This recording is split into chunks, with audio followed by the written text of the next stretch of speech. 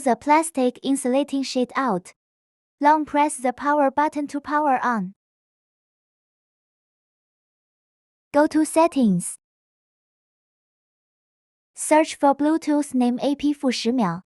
Click to pair with it. Go to TikTok app. Joystick up. Joystick down, joystick left, joystick right. Double-click joystick button likes. Open TikTok camera and press capture button to remote capture or record. If it is not functioning, open camera setting. Turn on volume key capturing.